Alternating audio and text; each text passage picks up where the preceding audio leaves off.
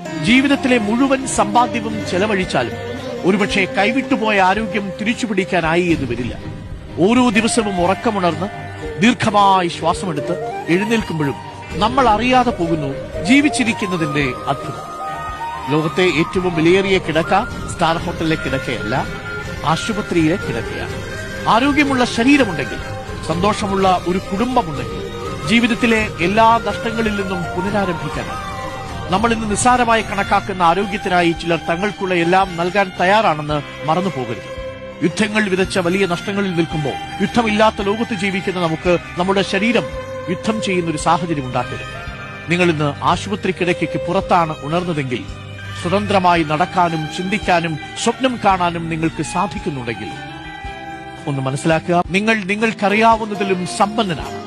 ആരോഗ്യത്തോടെ ജീവിക്കുന്നത് തന്നെ ഒരു സമ്മാനമാണ്. അത് തിരിച്ചറിയുന്നത് വലിയ വിവേകവും. വേദന കീഴടക്കുന്നതിന് മുൻപേ ജീവിതത്തെ വിലമതിക്കുക.